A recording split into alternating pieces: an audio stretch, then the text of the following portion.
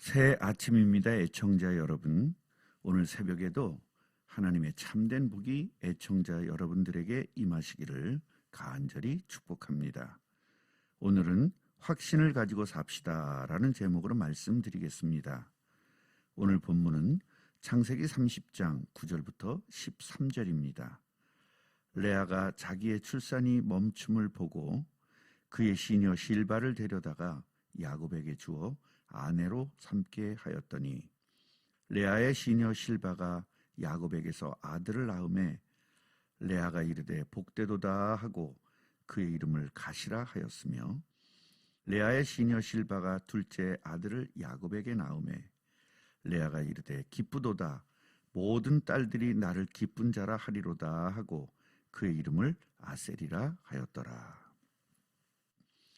우리 인간은 하나님 앞에서 불신앙과 불순종의 삶을 살 때가 너무나 많이 있습니다. 그 이유는 확신이 없어서 그렇습니다. 확신이 없는 믿음의 선진들도 우리들과 똑같은 문제와 사건들이 많이 있었습니다. 그런 상황에서도 하나님께서는 깨닫게 하시고 인도하시고 역사하심으로 하나님의 뜻을 이루어 가셨습니다. 레아와 라헬은 아들들의 이름을 너무나 비복음적이고 비신앙적으로 지었지만 하나님께서는 그 12 아들을 사용하셔서 하나님의 뜻인 그리스도가 오실 이스라엘 나라를 세우실 준비를 하고 계시는 것입니다. 하나님께서 주신 언약보다는 자신들의 사랑을 위하여 자식을 이용하는 두 아내를 보면서 야곱은 얼마나 힘이 들었겠습니까? 그런 상황에서도 창세기 35장에 보면 야곱을 이스라엘로 이름을 바꾸어 주시면서 그리스도가 오셔야 될 한 민족을 준비시키는 것을 보면서 우리 자신들도 비록 불신앙과 불순종을 하지만 하나님께서는 깨닫게 하셔서 우리를 하나님의 나라에 사용하실 것이라는 것을 확신을 가져야 합니다. 그동안의 아들들 이름을 살펴보면 레아가 낳은 자식들의 이름을 보면 야곱의 사랑을 받으려고 얼마나 애를 썼는지를 볼 수 있습니다. 루벤, 보라 아들이라는 뜻이고요. 시므온, 기도를 들어주셨다라는 뜻이고요. 레위, 함께 연합한다는 뜻이고요. 유다, 여호와를 찬송한다는 뜻이고요. 이사갈, 보상을 받았다는 뜻이고요. 스불론, 함께 거처한다는 뜻입니다. 그리고 라헬의 몸종 빌하가 낳은 아들의 이름입니다. 하나님의 심판이라는 뜻의 단과 두 번째 아들은 경쟁한다는 뜻의 납달리라고 지었습니다. 두 부인이 서로 야곱의 사랑을 얻으려고 아들을 낳았고 그 중에 라헬은 자식을 낳지 못해서 전전긍긍하다가 자신의 몸종을 야곱에게 주어 아들을 낳게 했습니다. 확신이 없는 가정 속에서 야곱은 얼마나 많은 고민이 되었겠습니까? 우리가 두 번째로 볼 것은 출산이 멈추어서 불안해진 레아의 인본주의에 대해서 생각해 보겠습니다. 아들이 없어도 야곱의 사랑을 받는 라헬의 몸종이 아들을 낳자 너무 불안한데 거기에다가 레아의 출산이 멈추었습니다. 이제 점점 더 불안합니다. 레아는 자신의 출산이 멈춘 것을 보고 시녀인 실바를 야곱에게 주었습니다. 실바는 아들을 2명을 낳았는데 행운이라는 갓과 복받은 자라는 뜻의 아셀입니다.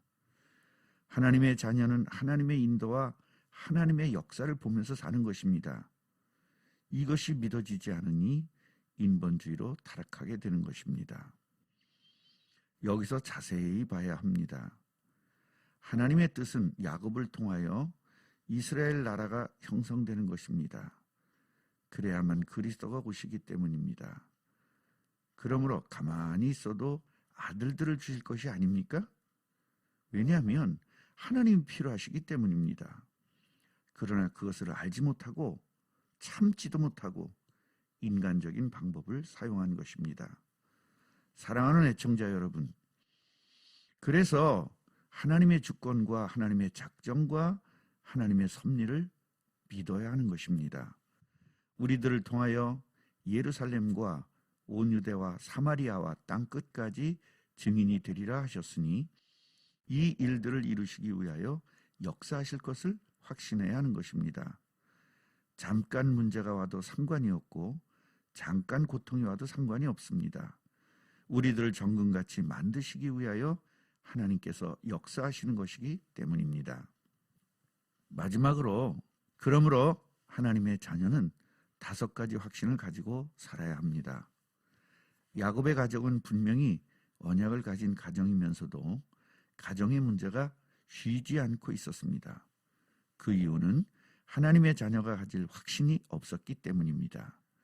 그렇다면 우리는 어떤 확신을 가져야 할까요?